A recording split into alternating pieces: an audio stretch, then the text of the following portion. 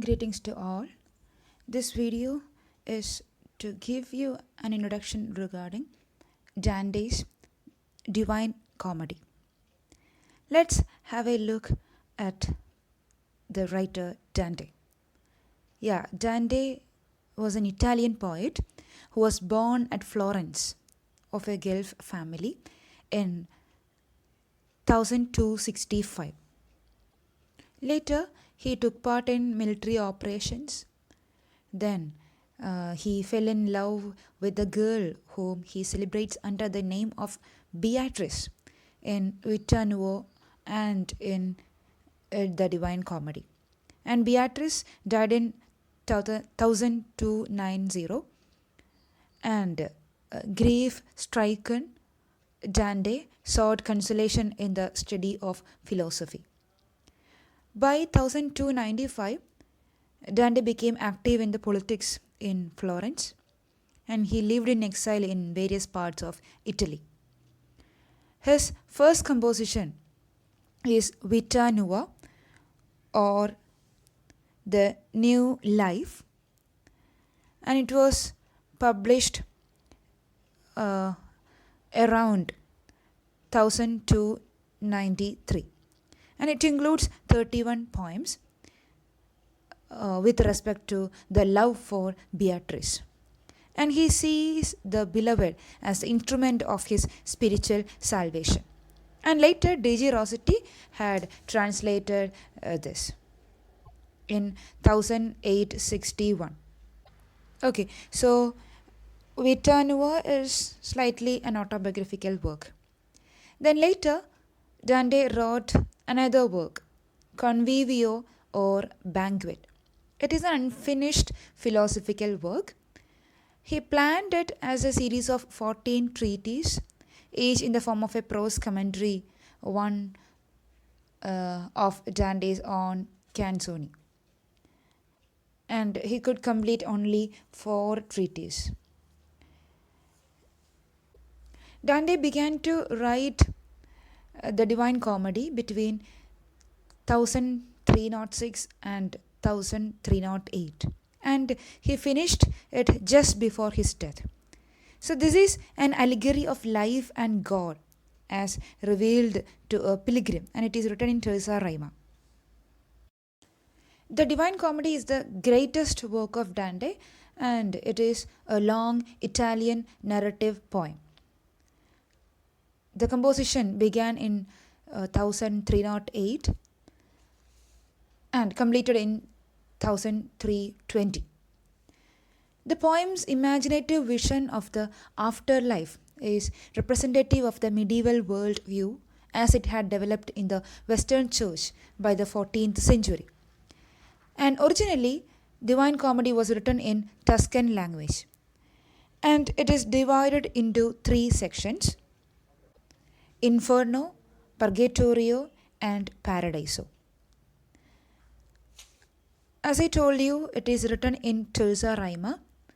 Okay, terza rima means lines of 11 syllables arranged in groups of 3 and rhyming A, B, A, B, C, B, C, D, C. The first section, Inferno or Hell, has 33 cantos or chapters and an introduction of 1 canto. So, total of 34. The second and third sections, Purgatorio and Paradiso, each have 33 cantos. And the characters in these 3 sections include mythological and historical personages. This is an epic poem in the first person point of view. It is also an allegory, a work in which characters, objects, and events have figurative as well as literal meanings. For example, here in this work, Virgil appears, and Virgil symbolizes human reason. Beatrice comes, and Beatrice stands for faith and supernatural truth. The 3 beasts Dante encounters in Canto 1 represent sin, and various personages in other cantos symbolize specific types of sin such as envy, sloth, gluttony, and lust. Okay, some allegorical characters, objects, or events symbolize several things at the same time. The poem won a large audience even though copies of it had to be handwritten. And this particular work ranks as one of the great literary masterpieces of all time, alongside the epics of Homer and Virgil and the greatest plays of Shakespeare. Although this is an epic, there are differences from the previous epics, the earlier epics. For example, Homer's Iliad and Odyssey and the anonymous English work Beowulf focus on individual heroes in specific locales. The main stories in these epics generally borrow heavily from myths and legends handed down from generation to generation. The Divine Comedy, on the other hand, gets its story mainly from the author's own imagination. Moreover, it encompasses heroes and villains from every world, including the material and spiritual worlds. Apart from this, the passages in the Divine Comedy reflect Dante's political and social views. Generally, Dante believed in the separation of church and state, with the papacy reigning supreme in spiritual matters and the king or emperor reigning supreme in material matters. Okay, so as a Roman Catholic, Dante supported the views of his church and accepted its teachings on life after death. However, he did not blindly support the church leaders. In fact, he places 7 popes in hell in the Divine Comedy. Then, what's the speciality or the meaning of the title, The Divine Comedy? A comedy in earlier times was a work with a happy ending. Okay, since the Divine Comedy involves redemption, it fits this category. Okay, when we analyze the derivation of the word comedy, we can understand that a comedy was a work in which a writer sang about a happy event. Yes, the Divine Comedy is about redemption. Okay, it involves a concept of redemption. Okay, so it is about a happy event. Okay, then regarding the format of the Divine Comedy, I told you it is divided into different cantos. Okay, so this work contains 100 cantos in total. Then another interesting fact regarding the Divine Comedy is the special significance given to number 3. Okay, Dante wrote this work in honor of Holy Trinity. Okay, so throughout the poem, we can see the significance of number 3. Okay, there are 3 main sections, then 33 cantos in each section, then use of terza rima. Okay, like that it goes on. Then the philosophy of the poem is a mixture of the Bible, medieval Roman Catholicism, mythology, and Middle Ages tradition. So we can see many differences from the events depicted in the Bible. Even the concept of purgatory explained in the Divine Comedy is entirely different from what we can see in the Bible. Then, regarding the torments and agonies of hell depicted in the Divine Comedy is entirely different from what we can read in the Bible. Then, regarding heaven, paradise. Okay, it is Dante's vision of heaven. Okay, here Dante is guided through 9 spheres, again in a concentric pattern, each level coming closer to the presence of God. Okay, so Dante's heaven is depicted as having souls in a hierarchy of spiritual development. Throughout the Divine Comedy, the theme of salvation by man's works is prevalent. Let's have a look at the three different sections of the Divine Comedy. The first section, titled Inferno, means hell, begins with an introduction chapter, the forest of error. Okay, on Good Friday in 1300, the 35-year-old Dante enters the forest of error, a dark and ominous wood symbolizing his own sinful materialism and the materialism of the world in general. At the top of a hill in the distance, he sees a light representing the hope of the resurrected Christ. When he attempts to climb toward the light, a leopard, lion, and a she-wolf block his way. And these beasts symbolize human iniquity. The spirit of the Roman poet Virgil comes forth to rescue him. Virgil, the exemplar of human reason, offers to escort him out of the forest of error by another route. And this alternate route leads first through hell, where Dante will recognize sin for what it is, then through purgatory, where Dante will abjure sin and purge himself of it. Finally, it leads to heaven, where Beatrice will become his guide, while Virgil returns from whence he came, for human reason cannot mount the heights of paradise. Dante happily agrees to make the journey and they depart. Okay, so this is the forest of error. Introduction to the Divine Comedy. So, in order to escape from the beast, Dante, with the help of Virgil, reaches hell. After passing into hell, they hear the groans and wails of the damned in the outer reaches of the abyss and see persons who were lukewarm and half-hearted in their moral lives.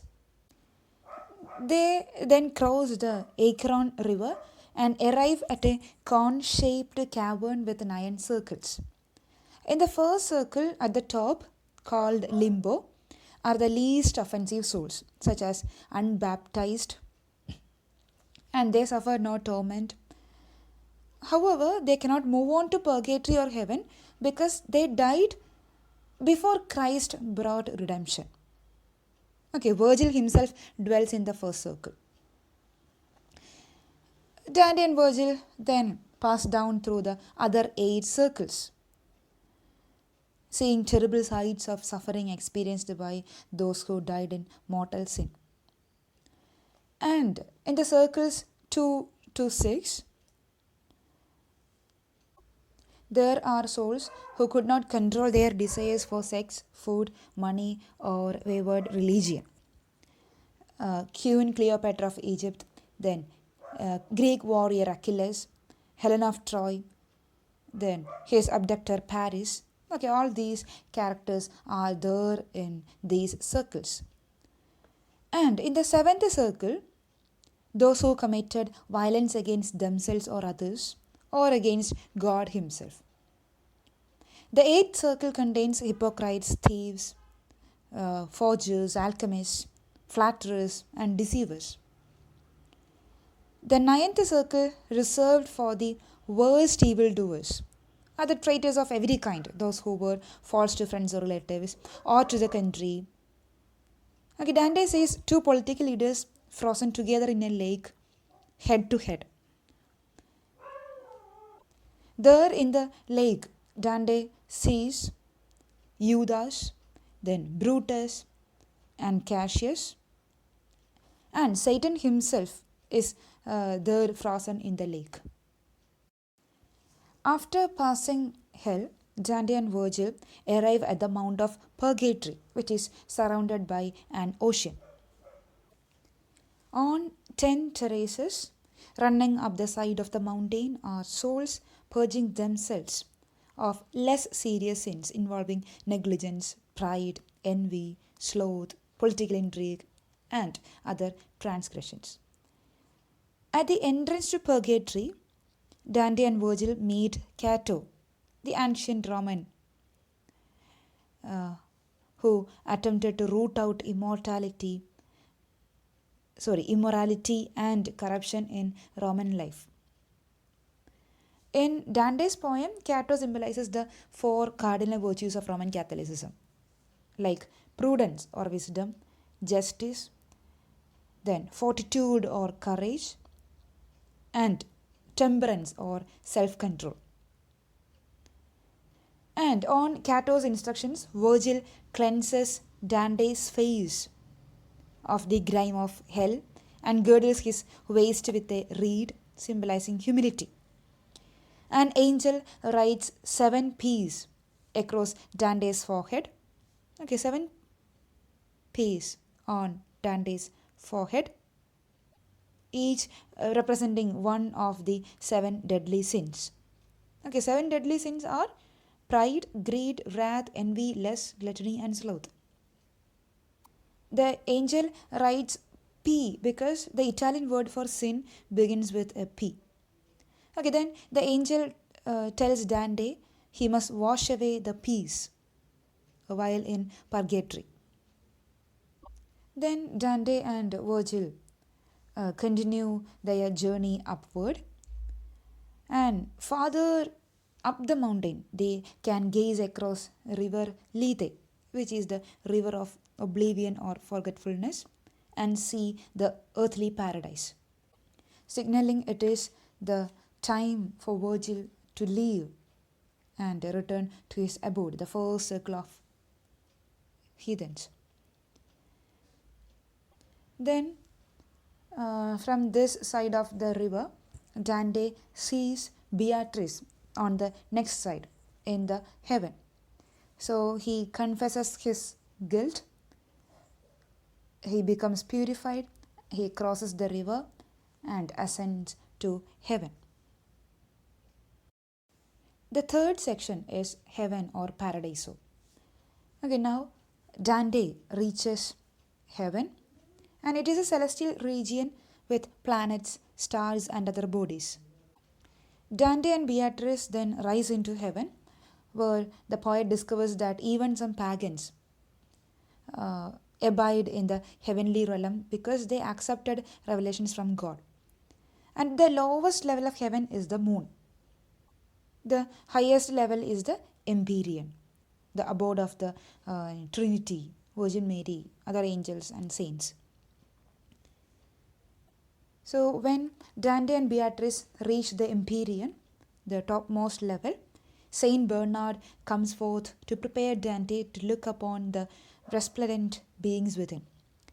Dante realizes here that knowledge of heaven comes only through the grace of God and deep meditation, not through theology textbooks. Then Saint Bernard prays to Mary on Dante's behalf, and Dante glimpses the light of God, and it overpowers him with a love so radiant that he cannot fathom its depth or even remember what he saw. Okay, so this is how the third section ends.